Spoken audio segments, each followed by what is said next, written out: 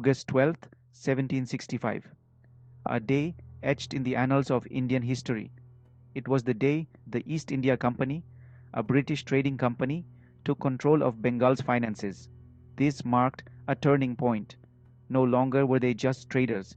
They became the rulers, the Diwan. Their grip on India tightened.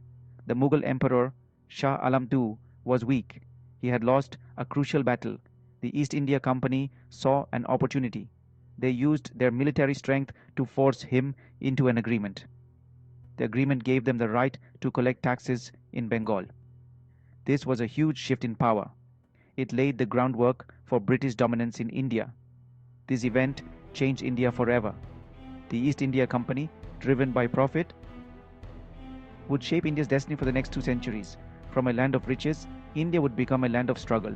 The seeds of discontent were sown. The East India Company was now the Diwan. They had one goal: to maximize profit. Their revenue policies were harsh. They squeezed every penny they could from the land. This put immense pressure on the farmers, the backbone of Bengal's economy. The company introduced new systems of revenue collection. They wanted to ensure a steady flow of income. They auctioned off the rights to collect taxes. The highest bidder got the right to collect taxes from a particular area. This system was open to abuse. The tax collectors, often local landlords, became very powerful. They exploited the farmers mercilessly. Farmers were forced to pay exorbitant taxes. Many lost their land and livelihoods. The once prosperous Bengal was slowly being drained of its wealth. The East India Company faced challenges. They needed to increase agricultural production. They needed to make the land more profitable. To do this, they introduced new agricultural methods. One such method was the Monroe system. This system gave farmers ownership of their land. It also gave them the freedom to choose what to grow. The company believed this would incentivize farmers. They thought farmers would work harder knowing the land was theirs. The Monroe system had mixed results. Some farmers benefited. They could now decide what to grow and sell. However, many farmers were already burdened with debt. They struggled to make ends meet. The new system did little to alleviate their suffering. Section 4. The Blue Gold. Indigo, a plant used to make blue dye, became very important. Europe had a huge demand for this dye.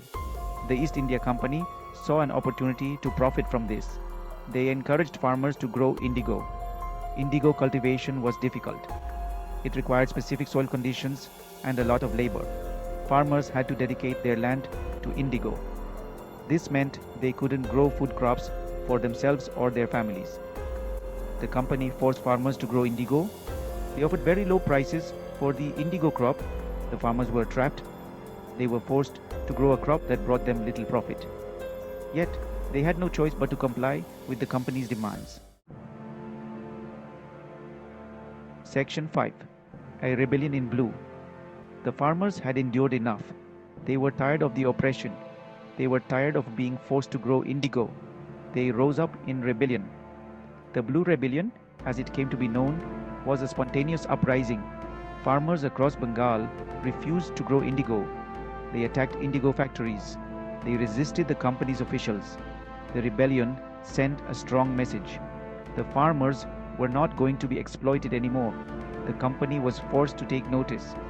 They eventually abolished the indigo system. The farmers had won a hard-fought victory.